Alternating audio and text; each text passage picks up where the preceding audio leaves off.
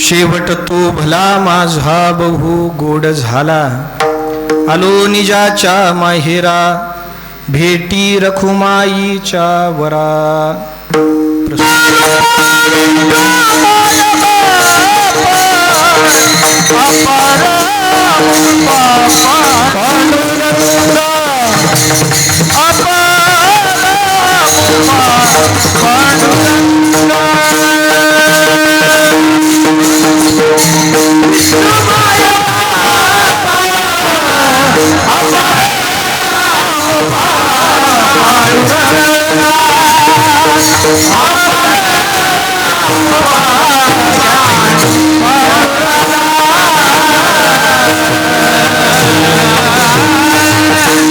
सरकार एकादश उपनिषद करते, नवमादश पुराण करते.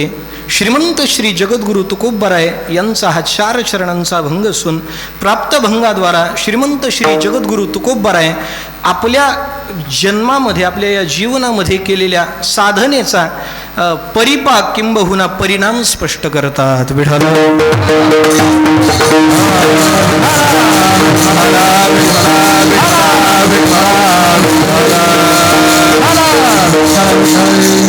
भाविक हो, माईबाप हो, सेवेला आरंभ करण्या अगोदर सेवेसंबंधित अल्पसा परिहार देणं अगत्याचं ठरेल आणि वक्त्याचं प्रधान कर्तव्य या न्यायाने सेवेचा अल्पसा परिहार तो असा आहे. आपल्या या सिकंदरपूर नगरीमध्ये काही दिवसापूर्वी गंभीरे परिवारावरती एक दुःखाचा डोंगर कोसळला म्हणायला हरकत नाही. हरिभक्तीपरायण वैकुंठवासी पद्मिनबाई लक्ष्मणराव गंभीरे पाटील यांचं देहावसान झालं आणि त्यानिमित्तानं परवाला झालेली दशक्रिया, उद्या होत असणारं गोडजेवण, त्यानिमित्तानं ह्या भगवंताच्या चरणारविंदी काहीशी सेवा समर्पित करण्याच्या हेतुअर्थाने आज आपण सर्वजण इथं उद्युक्त आहोत. कार्यक्रमाचं आयोजन करते त्यांचे चिरंजीव हरिभक्तीपरायण विनायक महाराज गंभीरे पाटील आणि त्यांचा समस्त असणारा गंभीरे परिवार. या सर्वांच्या अथक परिश्रमातून, नियोजनातून या असणाऱ्या कार्यक्रमाचं असणारं आपण नियोजन केलेलं आहे. आणि त्यानिमित्तानं काही तासभर आपल्याला आज भगवत चर्चा करायची आहे. तसं पाहायला गेलं तर आजची सेवा ही नैमित्तिक सेवा आहे बरं का. काहीतरी निमित्तानं ज्या सेवा घडत असतात त्याला नैमित्तिक सेवा असं म्हणतात. आणि म्हणून आपल्या आईंच्या प्रती असणारी कृतज्ञता आणि त्या कृतज्ञतेच्याच योगानं हे कृतज्ञतापूर्वक केलेलं आयोजन आहे. विठ्ठला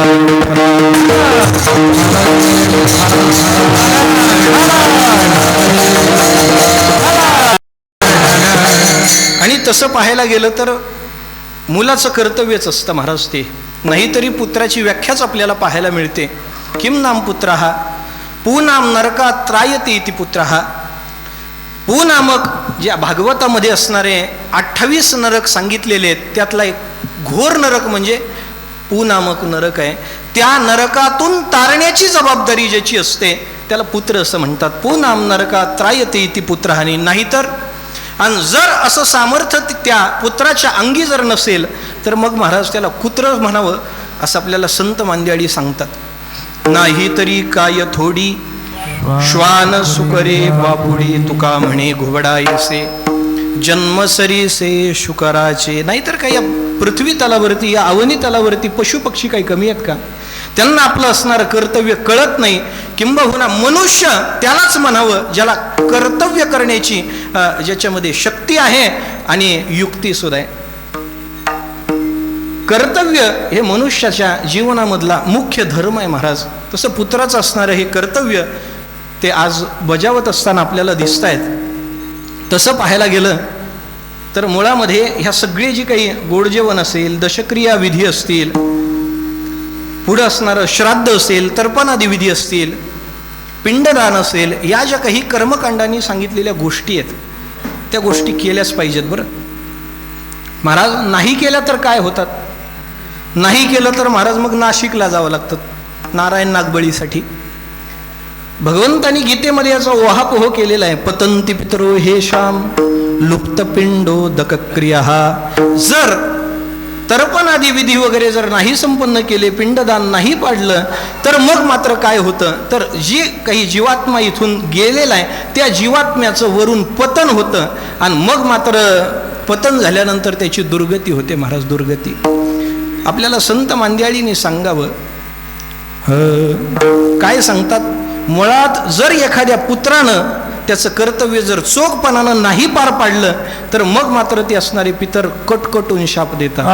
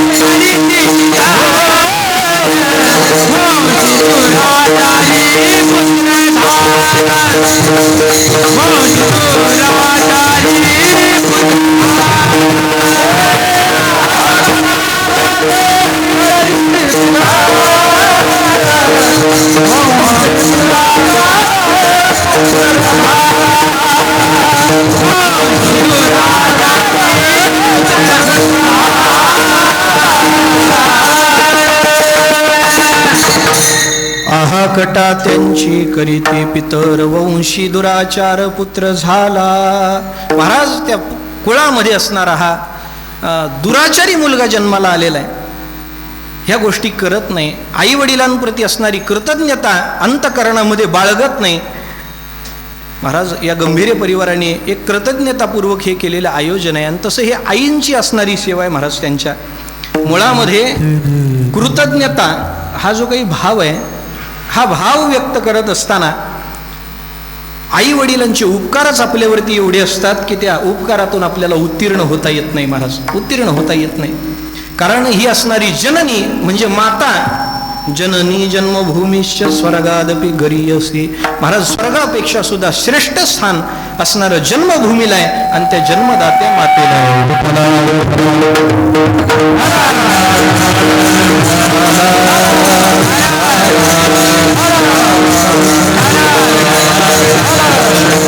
आई वडिलांच्या असणाऱ्या उपकारातून आपल्याला उत्तीर्ण होता येत नाही. एक इतिहास सांगतो आपल्या पुढं. घडलेली घटना आहे. एक महेंद्र नावाचा राजा आपल्या या भारत देशामध्ये होऊन गेलेला आहे. तो निष्ठावंत सेवक होता आपल्या आई वडिलांचा आणि कोणाचेही असणारे उपकार तो ठेवून घेत नसायचा. मग आई वडिलांचे असणारे आपल्यावरती अनंत उपकार आहेत. मग त्या उपकारातून उत्तीर्ण व्हायचं म्हणून त्यानं एक शक्कल लढवली. त्यानं ठरवलं आता आपल्याला आपल्या आई वडिलांच्या उपकारातून आपल्याला उत्तीर्ण व्हायचं आहे. म्हणून त्यानं एक गोष्ट केली बघा. 1,00,000 ब्राह्मण भोज घालायचा ठरवला त्यांनी. 1,00,000 ब्राह्मणांना. आता फक्त हे ऐकून ठेवायचं बरं. एक तर 1,00,000 ब्राह्मण मिळत नाहीत आणि जरी मिळाले, जरी सुदैवानं मिळाले तरी आता शक्ती राहिली नाही. कारण आता ब्रह्मभोज घालायचा म्हटलं तर मग तुप्पम भातम खातम ह्या सगळ्या गोष्टी आल्या, तेवढा खर्च आला आणि तो काही आता सध्याला शक्य व्हायची काही आपल्यासारख्याला तर हे वाटत नाही. महाराज, त्यानं ठरवलं आपल्या आई वडिलांच्या उपकारातून ऋणातून उत्तीर्ण व्हायचंय. काय करावं तर 1,00,000 असणाऱ्या ब्राह्मणांना भोजन घालायचं त्यानं ठरवलं आणि भोजन घालायचं ठरवलं. 1,00,000 ब्राह्मण बोलवलेही, पंक्ती बसल्याही, वाढलं सगळ्यांना जेवायला. आता मात्र संकल्प सोडणार. हातावरती पाणी घेतलेलं आहे आणि हातावरती तांदूळ घेतले. महाराज, हातावरती तांदूळ घेतले आणि तांदूळ घेऊन संकल्प सोडणार. त्यावेळेस त्यांनी त्या संकल्पाचा उच्चार केला. मी जर माझ्या आईवडिलांच्या ऋणातून या 1,00,000 ब्राह्मणांच्या भोजन घालल्यामुळं जर मी उत्तीर्ण झालो असेल तर या असणाऱ्या कोरड्या असणाऱ्या तांदूळाला कोंब फुटतील संकल्पच केला. असा संकल्प केल्याबरोबर त्या कोरड्या तांदूळाला काही कोंब फुटले नाहीत महाराज. पण घडलं असं, जे हातावरती तांदूळ घेतले होते ते जळून राख झाली त्याची. सांगण्याचा हेतू एवढाच आहे की आई वडिलांच्या ऋणातून उत्तीर्ण होता येत नाही. मग त्यांना आता दुसरा काहीतरी पर्याय अवलंब करावा, दुसऱ्या काही पर्यायाचं अवलंबन करावं. यासाठी मात्र काशीला गेला महाराज. तीर्थक्षेत्र काशीमध्ये तो गेला आणि तिथं असणारा संकल्प केला, मी इथं मुक्तेश्वराचं एक मंदिर बांधेन. गंगेच्या पात्रामध्ये गेलेला आहे आणि गंगेच्या पात्रामध्ये जाऊन नाभीप्रमाणे पाण्यामध्ये गेलेला आहे, हातावरती जल घेतलेला आहे आणि तिथं संकल्प केला. आणि संकल्प असा केला, मी माझ्या आईवडिलांच्या ऋणातून उत्तीर्ण होण्यासाठी मी एक इथं मुक्तेश्वराचं मंदिर बांधेन. मुक्तेश्वराचं अजूनही ते मंदिर आपल्याला काशीमध्ये पाहायला मिळतं. हे मंदिर ज्यावेळेस पूर्ण होईल आणि परत एक वेळेस मी ज्यावेळेस संकल्प सोडेन आणि जर मी माझ्या आईवडिलांच्या ऋणातून जर उत्तीर्ण झालो असेल तर हे जे मंदिर आहे ना ते 5 फूट खोल जमिनीमध्ये जाईल, असा संकल्प केला महाराज. कोण? अक्षय महाराजांनी. त्या महेंद्र राजाने म्हणे, त्या महेंद्र राजाने असा संकल्प केला आणि महादेवाचं मंदिरही बांधलं. आणि मंदिर बांधल्यानंतर मग मात्र परत एक वेळ संकल्प सोडणार आणि हातावरती तांदूळ घेतले आणि परत तोच संकल्प, त्या संकल्पाचा उच्चार केला आणि संकल्पाचा उच्चार केल्याबरोबर ते असणारं मुक्तेश्वराचं मंदिर, मुक्तेश्वराचं असणारं मंदिर ते 5 फूट खोल तर काही जमिनीत गेलंच नाही, उलट ते वाकडं झालं महाराज, वाकडं. आणि अजूनही इतिहास साक्षी आहे, आपल्याला काशीतीर्थ क्षेत्रामध्ये ऋणमुक्तेश्वराचं मंदिर पाहायला मिळतं. त्याचं नावच पडलं महाराज, ऋणमुक्तेश्वर मंदिर. आई वडिलांच्या ऋणातून उत्तीर्ण होण्यासाठी मुक्तेश्वराचं अर्थात त्या महादेवाचं मंदिर बांधायचं ठरवलं होतं, पण ते 5 फूट खोल जमिनीत गेलं नाही, उलट ते वाकडं झालं. अजूनही इतिहास साक्ष आहे. ते मंदिर आपल्याला हीच ग्वाही देतं, कसलाही 30 मार्का नसला तरी आपल्या आई वडिलाच्या ऋणातून त्याला उत्तीर्ण होण्याची सुविधा या अवनी तलावरती उपस्थित नाही.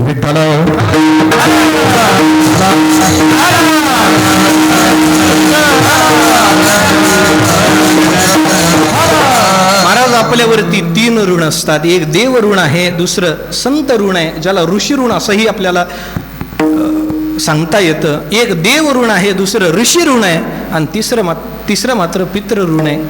यातलं पहिल्या ऋणातून एखाद्या वेळेस उत्तीर्ण होता येईल. भगवंतानी जे काही आपल्यावरती ऋण केलेले आहेत, भगवंताचं जे आपल्यावरती ऋण आहे, जिने हा जीव दिला दान वगैरे वगैरे, किंवा जिने हे विश्व निर्मिले, किंवा ब्रीदजाचे जगदानी आदी आदी प्रमाणांचा विचार करू पाहता भगवंतानं असंख्य गोष्टी आपल्याला दिलेल्या आहेत. रविश्चंद्रा घना वृक्षा नदी गावश्य सज्जना येथ परोपकाराय देवी युगम निर्मिता. हे भगवंतानं प्रत्येक युगामध्ये ह्या आपल्यावरती उपकार करणाऱ्या गोष्टी निर्माण केल्या. याच्यातून सुद्धा उत्तीर्ण होता येतं. बरं, देवाच्या सुद्धा ऋणातून एखाद्या वेळेस उत्तीर्ण होता येतं, पण मात्र साधूच्या आणि आपल्या असणाऱ्या आई वडिलांच्या ऋणातून उत्तीर्ण होता येत नाही. संतासाठीच एक प्रमाण आलेलं आहे. तुका म्हणे त्यांच्या उपकारासाठी नाही माझे गाठी काही नाही माझे गाठी काही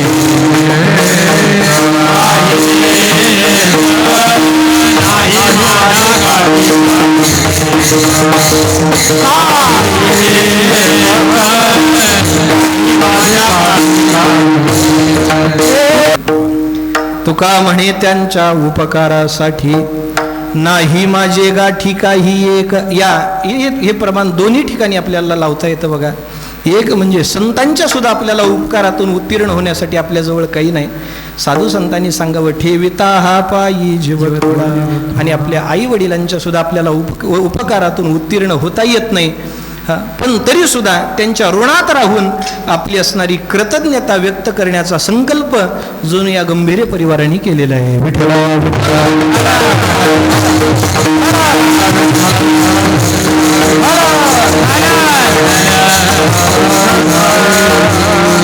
आणि त्या निमित्ताने आज आपण तुकोबारायांची काही शब्द सुमनं या वाङ्मयीन सेवेसाठी आज आपण कीर्तन सेवेसाठी घेतलेली आहेत. आज मुद्दामून हा मी अभंग घेतलेला आहे बरं का, कारण ज्यांच्या प्रित्यर्थ ही असणारी सेवा आहे त्यांचं जीवन आम्ही जवळून पाहिलेलं आहे. त्यांच्या आदर्श अशा परमार्थाचा आदर्श असा वस्तुपाठ आम्ही पाहिलेला आहे. शेवटच्या वेळी आम्ही ज्या वेळेला यांना भेटायला आलो ना, त्यावेळेस आमची एकच चर्चा चालायची, मेघराज महाराज. एक हरिपाठ, एखादा अभंग, एखादी गवळण आदी आदी. माऊलीचं 100 वर्ष वय झालेलं होतं, पण स्मृती मात्र अगदी कायम तशीच.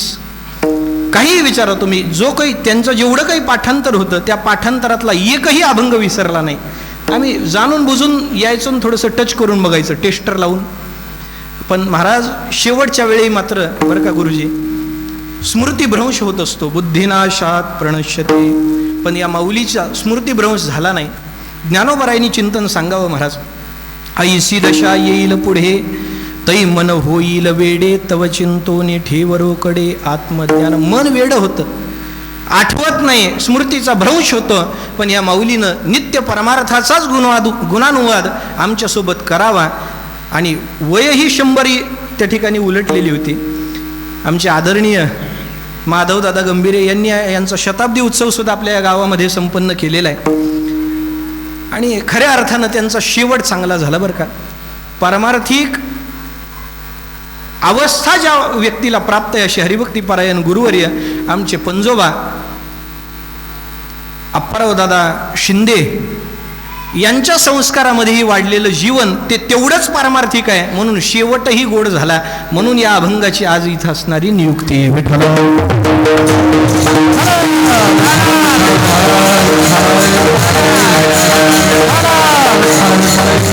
भाविक हो, मायबाप हो, इथं थोडंसं अभंगाच्या संबंधानं झालं. 1 तासभर आपल्याला सेवा करायची होती.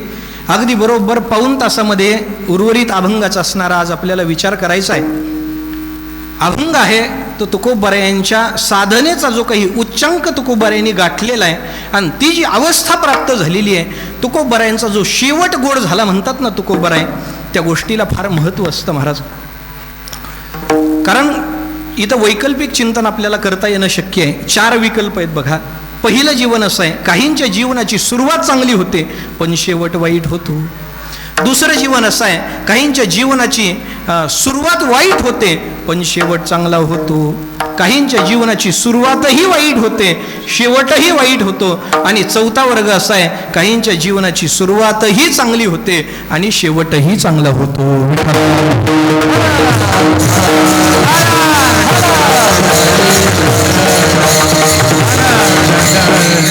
एका मुद्द्याचा विचार आपण सुरुवातीला करणार आहोत. पहिला वर्ग असा आहे, काहींच्या जीवनाची सुरुवात चांगली होते पण शेवट वाईट होतो. पुष्कळ अशी आपल्याला उदाहरणं देता येणं शक्य आहे. भागवतकारांनी भागवतामध्ये एका व्यक्तीचा जीवनाचा, पारमार्थिक जीवनाचा वस्तुपाठ मांडलेला आहे, जड भरत राजाचा. महाराज जीवनाची सुरुवात एवढी चांगली होती ना, सगळं वैभव अगदी संपन्न वैभवाच्या अनुषंगानं त्या अवच्छेदकातून जर पाहायचं म्हटलं तर फार मोठा आपल्या प्रपंचाचा व्यास असणारा तो राजा. त्याचं वर्णन आपल्याला ज्ञानोबरायांनी मदालसा प्रकरणामध्ये केले.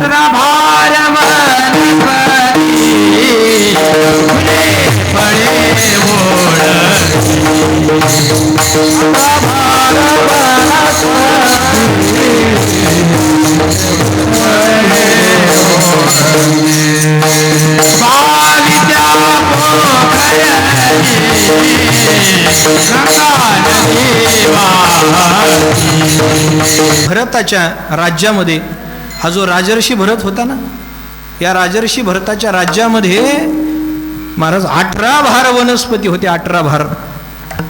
आता भारतात काय आहे विचारू नका. आता फक्त 3च वनस्पती राहिल्या.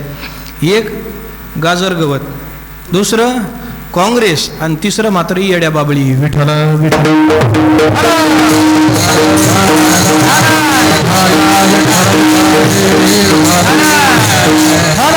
पण महाराज त्याच्या राज्यामध्ये 18 भार असणाऱ्या वनस्पती होत्या महाराज. 18 भार वनस्पती, फुले फळे वळती. नित्य त्या झाडांना फुलं लागलेली असायची. असं संपन्न राज्य होतं त्याचं. 22 पोखरणी नदी गंगा वाहती. आणि नद्या सुद्धा होत्या, पण 12 होत्या महाराज.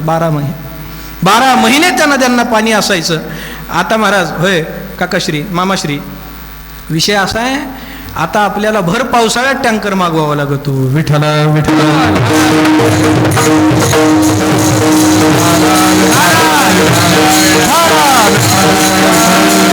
एखादं दुर्भिक्ष ज्या भागात आहे तिथं टँकर मागवणं रास्तंय.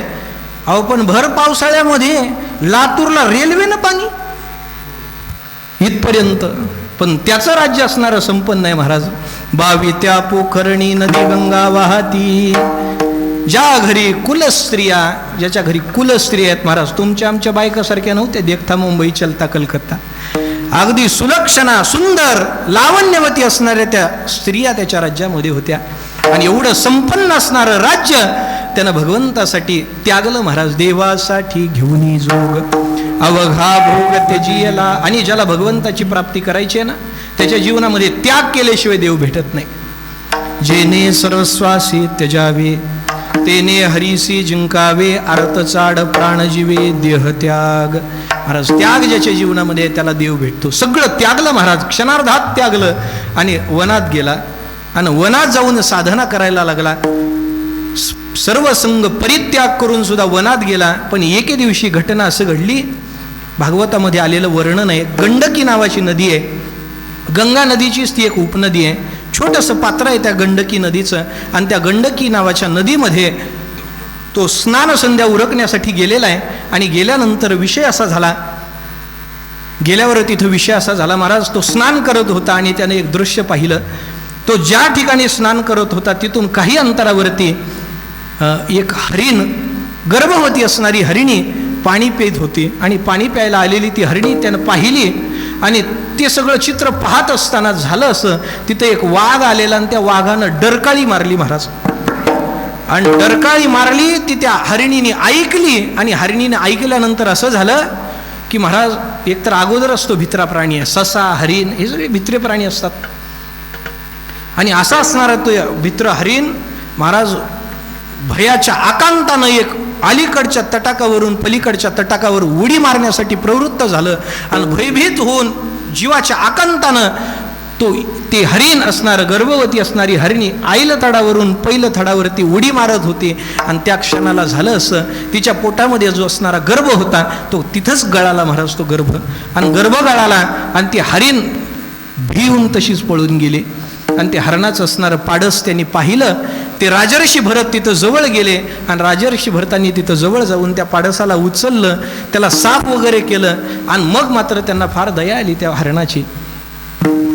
साधूचं अंतकरण आहे, दयाग्र वृत्ती अंतकरण. बघा, दया हा साधूचा स्वभाव आहे. नाही, दया हे संतांचं स्वरूपच आहे महाराज.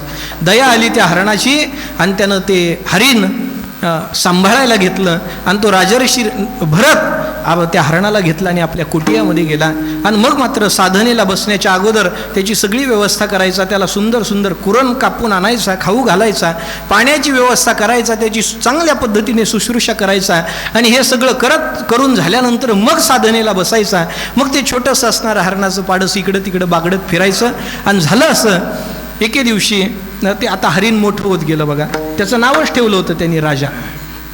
साधनेला बसले की मग सगळं त्याची शुश्रूषा करायची आणि साधनेला बसायचे. मग ते हरिण जसं डोळ्याच्या पाठीमागे इकडे तिकडे कुठेतरी बागडत गेलं की मग मात्र भगवंताचं स्मरण करत करतच ध्यान करायचं. काय, माझा राजा कुठं गेला असेल, माझं हरिण कुठं गेलं असेल. महाराज त्या हरणाचा एवढा लळा लागला. आणि ते हरिण मोठं झालं. त्या राजाला एक दिवस राणी सापडली आणि ते गेलं निघून महाराज राणीला घेऊन. हे मी त्या हरणाचं सांगत नाही बरं, 4 पायाच्या. बऱ्याच वेळेला सिकंदरपूरमध्ये सुद्धा बरेचसे असे हरण आहेत. मोठी होतात महाराज, जशी राणी मिळती तसं पुन्हा गाठत. हे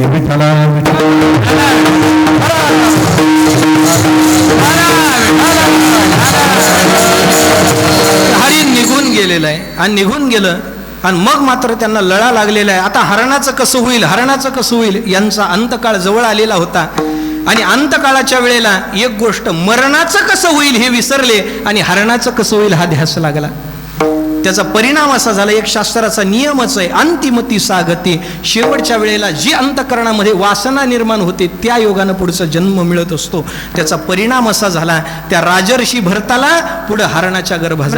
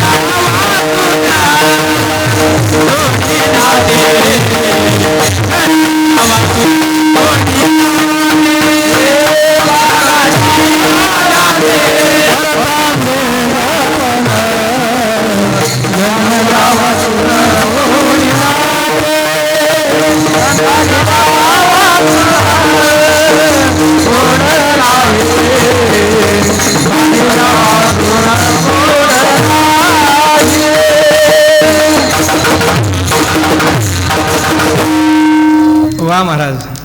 बरं झालं तुम्ही हे आधी प्रमाण दिलं, नाही तर कोणीतरी उचललंच असतं बघा. ते जड भरत राजा हरणी गर्भा गेला. बरं पवन महाराज, हे प्रमाण गाथेत नाही, बरं हे गाथेत नाही आणि संगतीही लागत नाही. कारण हा जो हरिणी गर्भाला गेलेला होता तो जड भरत गेला नव्हता, हा राजर्षी भरत गेला होता. हरिणी गर्भाला कोण गेला? राजर्षी भरत गेला. नंतर पुन्हा हरिणी गर्भातून पुढचा जन्म त्याचा जड भरताचा आहे. म्हणून जड भरत राजा हरिणी गर्भा गेला हे प्रमाण गाथेमध्ये नाही. पण इथं महाराजांनी प्रमाण दिलं, मृगाची ध्यासे भरता मृगपण जन्मल्या वाचून सोडिना ते. किंवा अजून एक प्रमाण आहे महाराज, मृग ध्यासे निमाला तो मृगत्व पावला.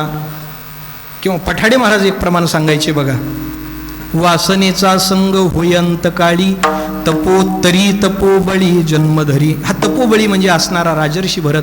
परिणाम असा झाला, रे जीवन एवढं सुंदर आहे, जीवनाची सुरुवात एवढी चांगली झाली आहे, पण शेवट मात्र यम यम वापी स्मरण भावम त्यजत्यंते कलेवरम या न्यायानं शेवट झाला महाराज. अंतकाळामध्ये वासना त्या हरणाविषयी राहिली, पुढचा जन्म वासनेच्या योगानं हरणाचा प्राप्त झाला, जीवनाचं पतन झालं. पहिला वर्ग मी काय सांगितला, काहींच्या जीवनाची सुरुवात चांगली होते पण शेवट वाईट होतो.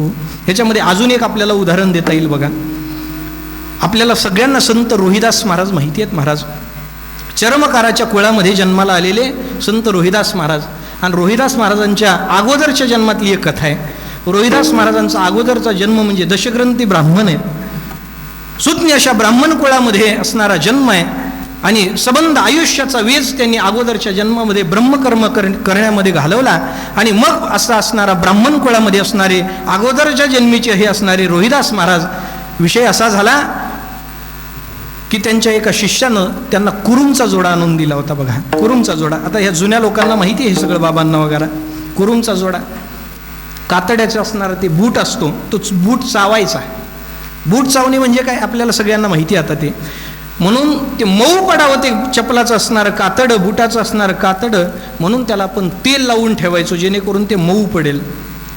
आणि मग मात्र त्यांना त्यांच्या एका शिष्याने कुरुमचा जोडा दिलेला आहे आणि तो मऊ पडण्यासाठी तेल लावून असाच भिंतीच्या कडेला उभा करून ठेवला महाराज त्यांनी ते सुकत. आणि त्यावेळेला वार्धक्य आलेलं होतं आणि खाटावर पडले, पुन्हा धरणीवरच पडले महाराज. वार्धक्य आलेलं, आता अंतकाळ जवळ आलेला आणि उगाच सहज त्या खाटावरून पडल्या त्या असणाऱ्या जोड्याकडं लक्ष गेलं आणि जोड्याकडं लक्ष गेल्याबरोबर त्यांच्या तोंडातून उच्चार निघाले, देवा अरे एवढ्या माझ्या शिष्यानं चांगला कुरुमचा जोडा आणून दिलाय, 4 दिवस घालून सुद्धा बघू दिलं नाहीस की रे मला. बरं का भाऊ, कोण म्हणतंय?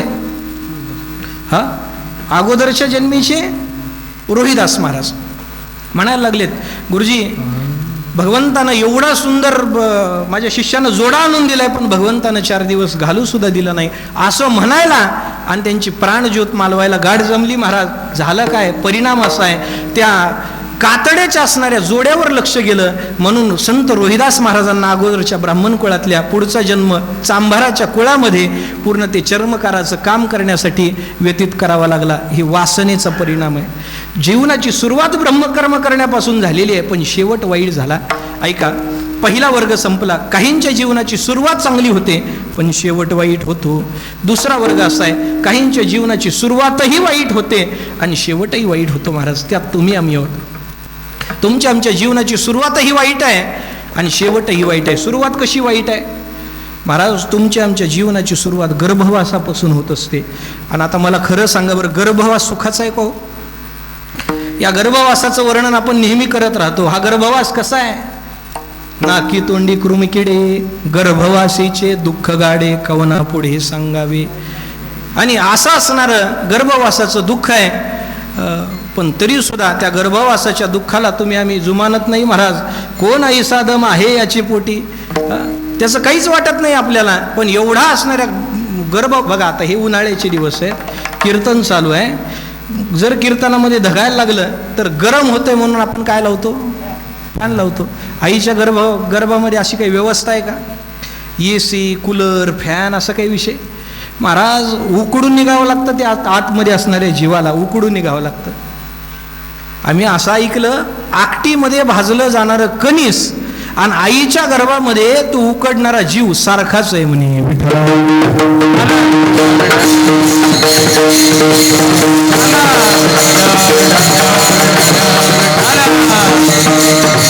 जीवनाची सुरुवात वाईट आहे महाराज. चला पुढं. जीवन जगत असतानाही वाईट रीतीनं जगतो. भगवंताने एवढा सुंदर देह आपल्याला भगवंताच्या चिंतनासाठी दिला, पण तुम्ही आम्ही व्यसनाच्या पायी बोलतो. आणि शेवट मग जीवनात जर काहीच चांगलं केलं नसेल तर मरण चांगलं कसं होईल? मग मरण सुद्धा वाईट पद्धतीनेच होतो. जीवची सुरुवात गर्भवासापासून आहे, वाईट आहे. आणि मरताना सुद्धा हाल हाल म्हणून मरावं लागतं. का? अरे काहीच चांगलं काम केलं नाही ना, शेजाऱ्याचा बाण ठेवला नाही, भावासोबत कधी नीट वागला नाही, भाऊकीला कधी जमूच दिलं नाही, असा ऊर काढूनच यायचा महाराज. आणि मग शेवट चांगला कसा होईल? जीवन जर वाईट कर्म करण्यामध्ये गेलं असेल तर लक्षात ठेवा, जीवन जगत असताना आपलं जीवन एवढं चांगलं जगा की इथून जात असताना बाकीच्यांना जाऊ द्या, आपलं आपल्याला सुद्धा कौतुक वाटलं पाहिजे. हां, अरे या जगाचा निरोप घेत असताना मी या सगळ्या सुखद प्रसंगांना, चांगल्या कर्मांना साक्षी ठेवून माझा मी प्राण ठेवतोय असं वाटावं. एवढंच कर्म करा, आपण केलेल्या परमार्थाचं साफल्य झालं समजा.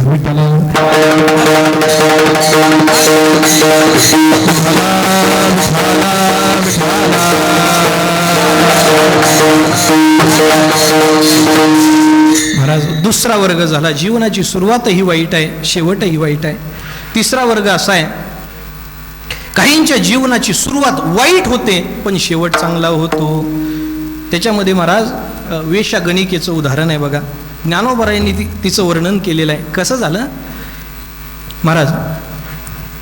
ती वेश्यागणिका संबंध आयुष्य तिनं चुकीचं कर्म करण्यामध्ये घालवलेलं आहे. ती स्त्रीय वनिता असणारी ती स्त्री, नगरवधू, ही सगळी एकार्थवाची पद आहेत. आणि असं जार कर्म करणारी ती स्त्री, तिचं नाव गणिका, ती गणिका चुकीचं काम करत गेली महाराज आयुष्यभर. आणि शेवटच्या वेळेला मग मात्र वार्धक्य आलेलं आहे, म्हातारी झालेली आहे, आता कोणी ग्राहक येत नाही. आणि त्यावेळेला मनामध्ये असं वाटायला लागलं, जोपर्यंत माझं सगळं चांगलं होतं तोपर्यंत सगळे माझ्या जवळ होते, पण आता मी म्हातारी झाली, आता जवळ कोणसुद्धा नाही. एकतर अगोदरच ह्या सगळ्या स्त्रियांची घरं कुठंतरी गावाच्या कडेला कुठंतरी बाजूला असतात असं म्हणतात. तुकोबारायांचं प्रमाण आहे म्हणून सांगतो बरं का गुरुजी. तुकोबाराय म्हणतात, चोराशी चांदणे वेशेशी शेजार, खापरा परीस काय होय. चोराला चांदणं आवडत नाही, खापराला परीस आवडत नाही, आणि वेशेला कधी शेजार आवडत नसतो, ती निरंजनी राहत असते असं तुकोबाराय सांगतात. आणि तिनं करमणुकीसाठी म्हणून एक पोपट ठेवलेला, आणि त्याचं नाव तिनं ठेवलेलं राघव. आणि बसता उठता त्याच्याशी गप्पा मारायची, काय चाललंय राघवा म्हणायची, त्याला सुंदर सुंदर फळं खाऊ घालायची, मिरची खाऊ घालायची, त्याच्यासोबत गप्पा मारायची. आणि मग मात्र शेवट असा झाला, तिचा शेवट जवळ आलेला आहे, आणि मग मात्र त्या पिंजऱ्यामध्ये ठेवलेल्या त्या पोपटाकडं लक्ष गेलं, आणि त्या पोपटाला उद्देशून तिनं राघवा हा शब्द उच्चारला. त्याचं नाव राघव ठेवलं होतं. राघवा हा शब्द उच्चारला, आणि त्याच क्षणाला तिची प्राणज्योत मालवली. परिणाम असा झाला की ती सत्यलोकाला गेली. बघा, वेशागणिका ते सत्यलोका नेली. किंवा ज्ञानोबाराय ओवी देतात. ज्ञानोबारायांची भाषा आहे, ते तुवा आराधिना ऐके, होती पुसा बोलावीत कौतुके, ती तुवा वैकुंठी गणिके सुरवाडू केला. महाराज, ती वेश्या गणिका ही शेवटीला सत्यलोकाला गेली, मोक्ष प्राप्त झाला. भगवंतानं आपल्या अंतयामी तिला जागा दिली, आपल्या स्वरूपामध्ये विलीन करून घेतलं. मला सांगायचा भाग एवढाच आहे, तिच्या जीवनाची सुरुवात वाईट झाली, पण शेवट मात्र चांगला झाला. बरं ऐका, हे जीवन आहे. पहिला टप्पा, काहींच्या जीवनाची सुरुवात वाईट होते पण शेवट चांगला होतो. काहींच्या जीवनाची सुरुवात चांगली होते पण शेवट वाईट होतो. काहींच्या जीवनाची सुरुवातही वाईट आहे, शेवटही वाईट आहे. आणि आता ऐका, चौथा टप्पा असा आहे, काहींच्या जीवनाची सुरुवातही चांगली आहे आणि शेवटही चांगला आहे. याच्यामध्ये संतांचं जीवन आहे महाराज. संतांच्या जीवनाची सुरुवात चांगली होते. बघा, भगवंताचं चिंतन करतच येतात म्हणून त्यांना गर्भवासाचं दुःख नाही.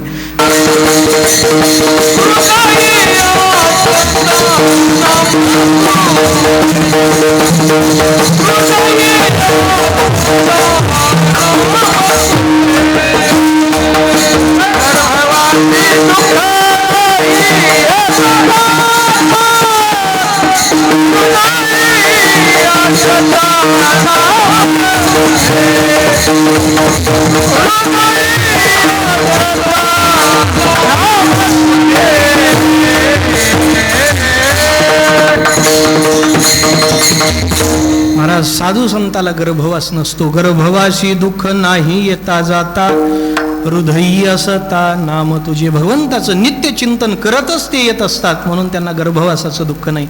घडलेला प्रसंग आहे, ज्यावेळेस नामदेवराय जन्माला आले आणि नामदेवरायांचं बारसं घालायचं ठरवलं, त्यावेळेला मात्र बारशाला ज्यावेळेस स्वतः देव आलेले होते, आणि तिथं विचार असा झाला की आता नामदेवरायांचं नाव ठेवायचं आहे. छोटीशी असणारी, साजरी गुजरी असणारी मूर्ती नामदेवरायांची पाळण्यामध्ये ठेवलेलं आहे. आता नाव ठेवायचं आहे नामदेवरायांचं, आणि नाव ठेवत असताना विषय असा झाला, आता या लेकराचं नाव काय ठेवावं असा प्रश्न पडला. काय ठेवावं नाम? त्यातली आता महिला चतुर असतात महाराज, बायकांना चांगली नावं ठेवता येतात बघा. मग ते पाळण्यात घालून असो किंवा शेजारणीला नावं ठेवून असो.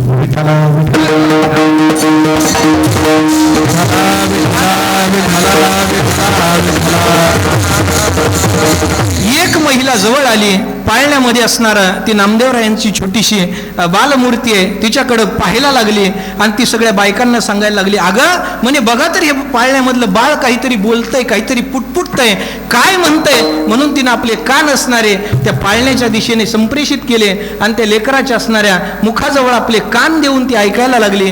तर मात्र भगवंताचं विठ्ठल विठ्ठल विठ्ठल विठ्ठल असं नामस्मरण त्या माऊलीच्या कानावर पडलं आणि मग मात्र त्यांचं कोडं सुटलं. म्हणे आता याचं नाव काय ठेवावं? अगं म्हणे हे लहान असतानापासूनच जर भगवंताचं चिंतन करत असेल, भगवंताचं नाम घेत असेल, देवाचं नाम घेत असेल, तर मग याचं नाव दुसरं काही ठेवू नका, नामदेवच ठेवा.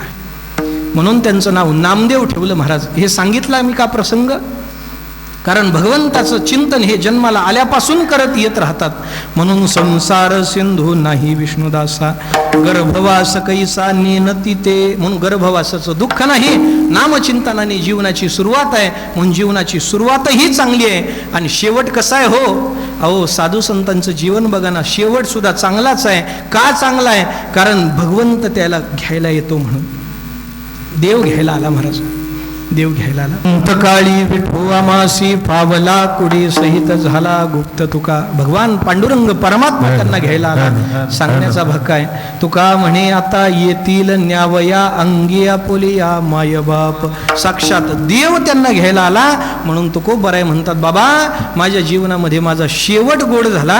अभंगाचं पहिलं चरण शेवट तो भला माझा बहु गोड झाला. तुकोबर आहे म्हणतात, बाबा माझा शेवट गोड झाला. मी आजपर्यंत जी काही परमार्थिक साधना केली त्या साधनेचा परिणाम आज मला भगवंताचं दर्शन झालं, भगवंताचा साक्षात्कार झाला, म्हणजे परिणामी शेवट गोड झाला. महाराज शेवटाला फार महत्त्व आहे. बरं शेवटाला फार महत्त्व आहे. बघा कसं आहे, कीर्तन सगळं चांगलं झालं आणि शेवटी गात असताना भैरवीच आपसूर झाली, जमल का? सगळं गोड होण्यासाठी शेवट सुद्धा गोड झाला पाहिजे. बघा शेवटाला फार महत्व दिलंय साधू संतांनी. देवा आवश्यक तो शेवट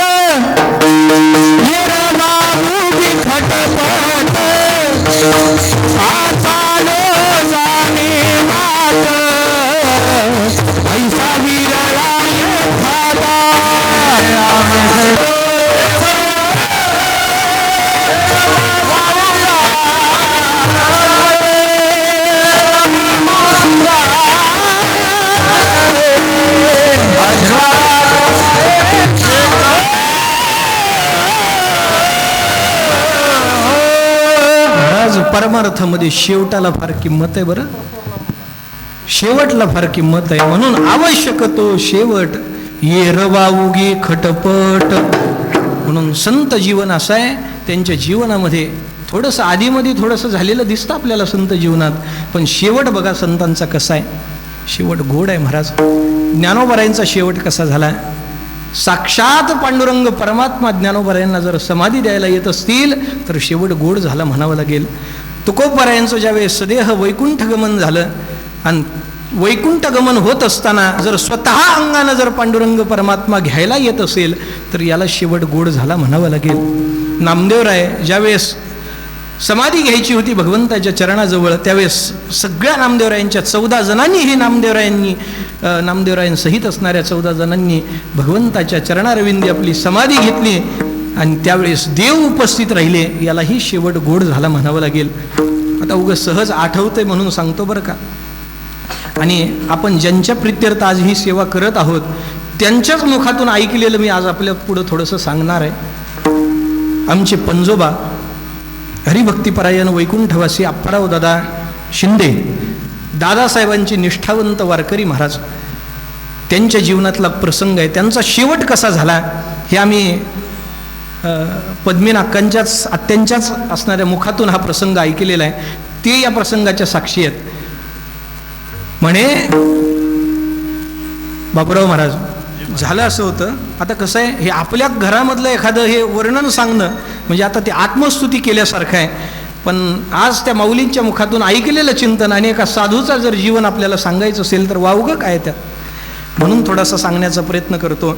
आमचे पंजोबा गुरुवारी अप्पाराव दादा शिंदे अजन्म भगवंताची सेवा करण्यामध्ये आपलं आयुष्य गेलेलं आहे. महाराज नित्य हातामध्ये विना आहे, हातामध्ये चिपळे आहेत. विना त्यांनी आमच्या विनायक मामाकडे दिला होता. तो आता खराब पण झाला, तो त्यावेळेसच हे झाला. महाराज त्यांच्या चिपळे अजूनही आमच्याकडे घरी आहेत.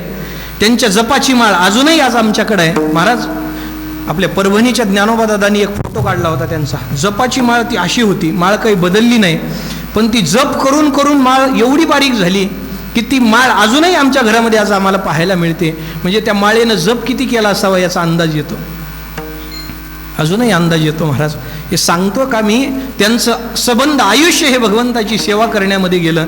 गळ्यामध्ये सतत विना, संसारातलं काहीच काम केलं नाही त्या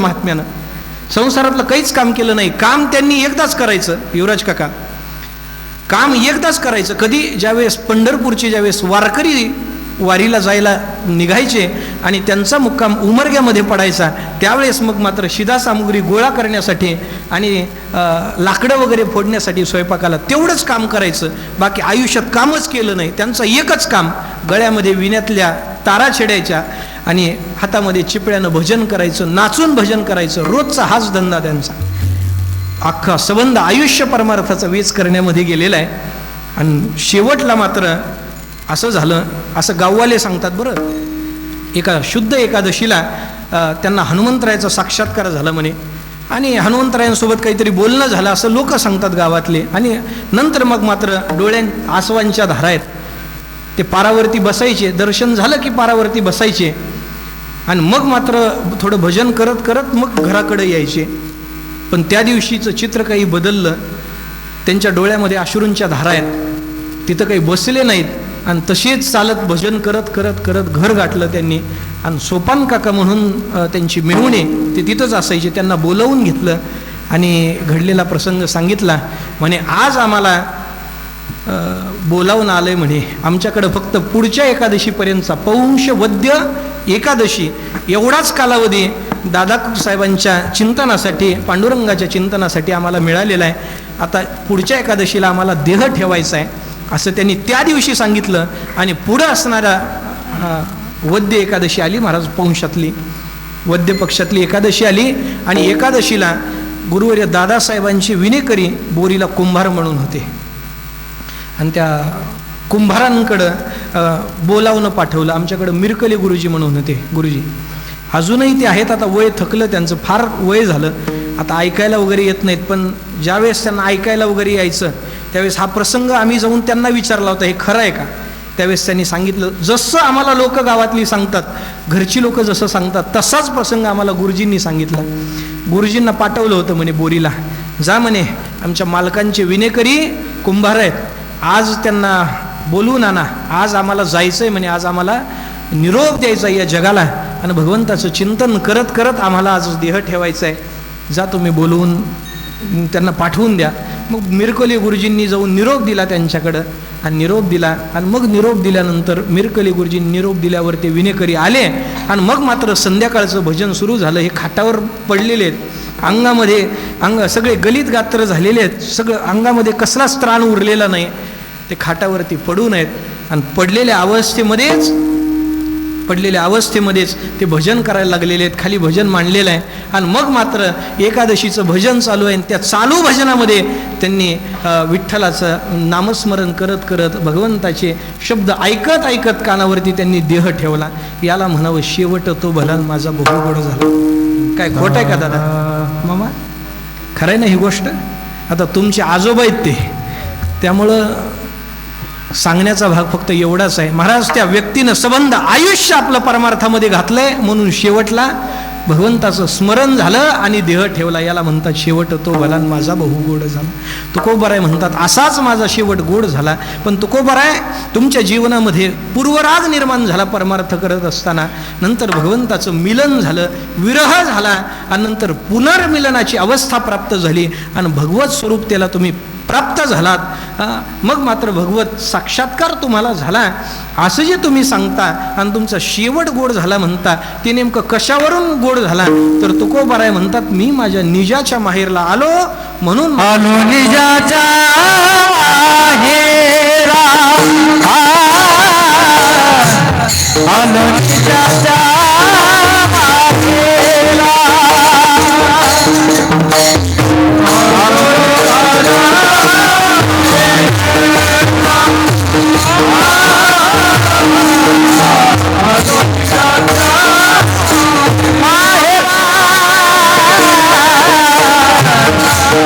निजाच्या माहेरा.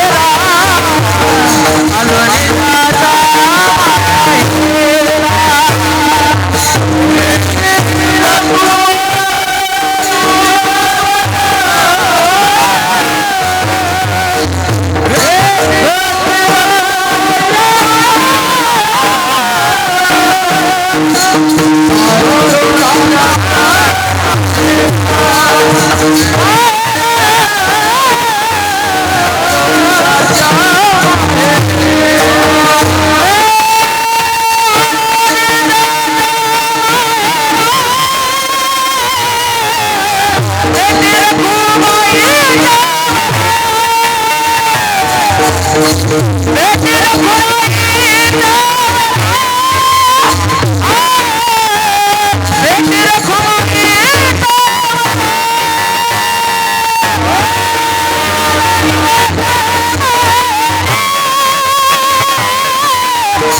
भेटी रखुमाईचा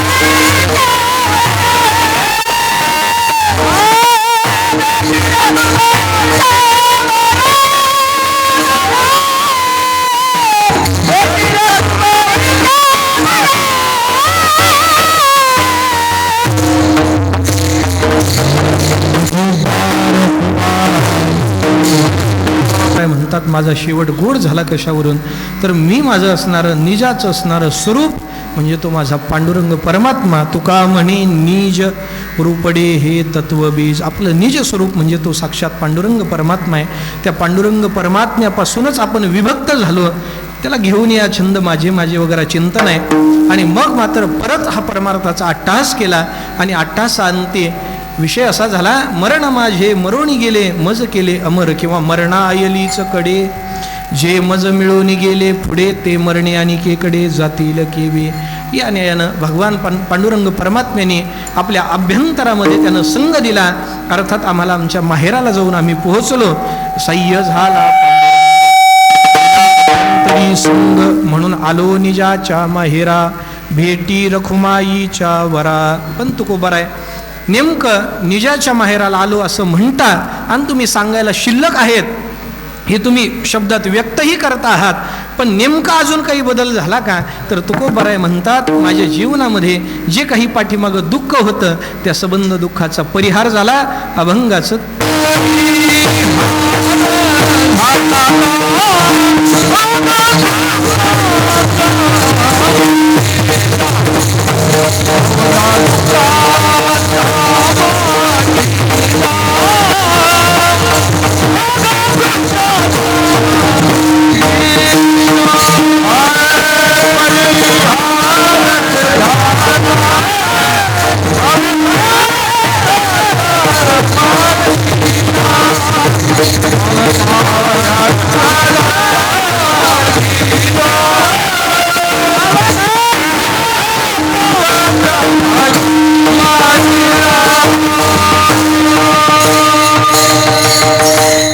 खूप बरं आहे म्हणतो, परिहार झाला अवघ्या दुःखाचा मागेला.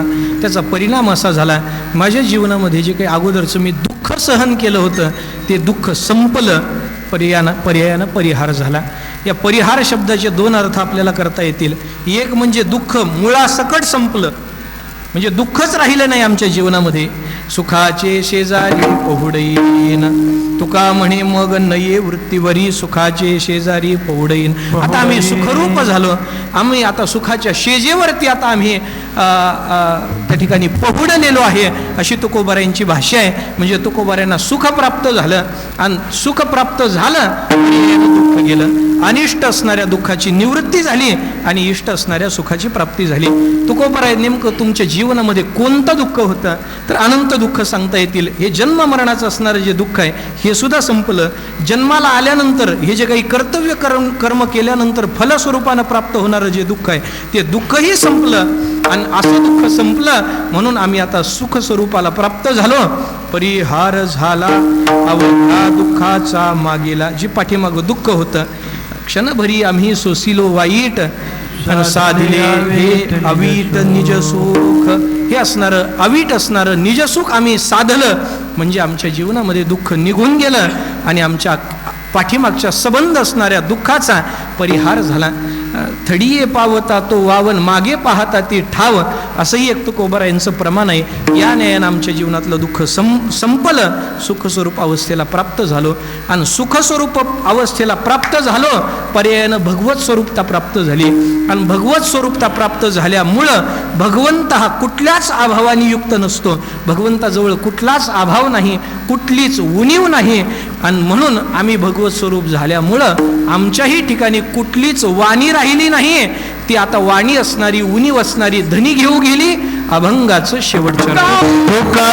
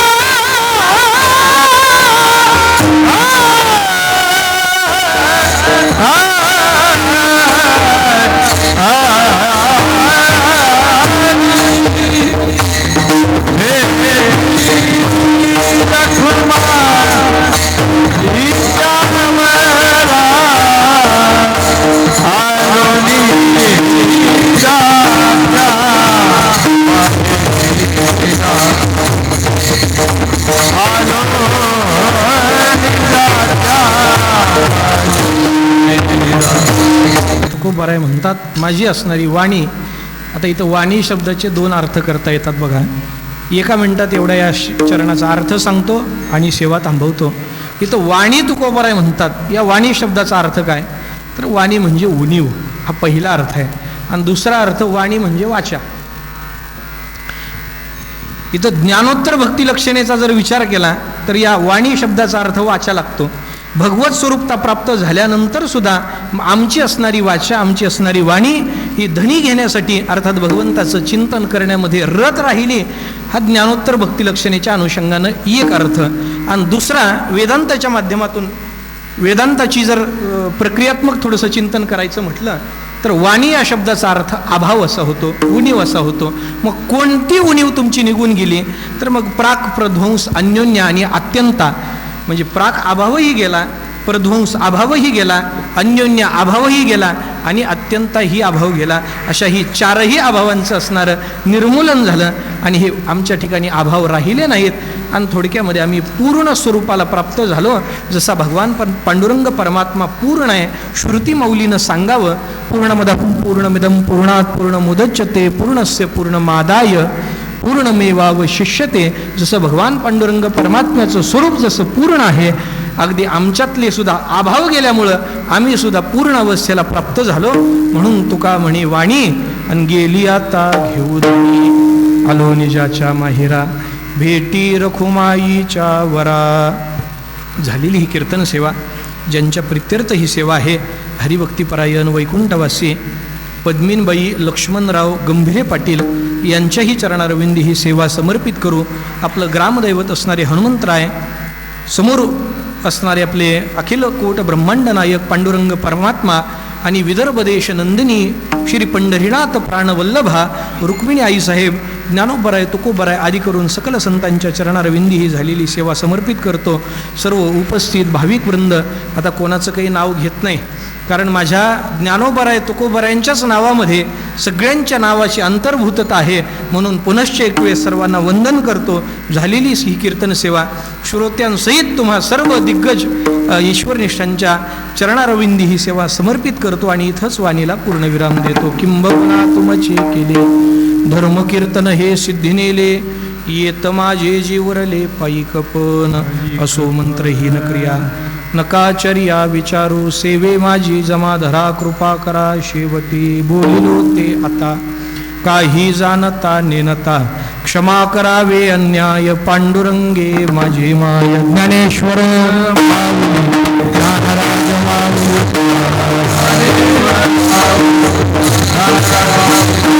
ज्ञानेश्वर ज्ञानराज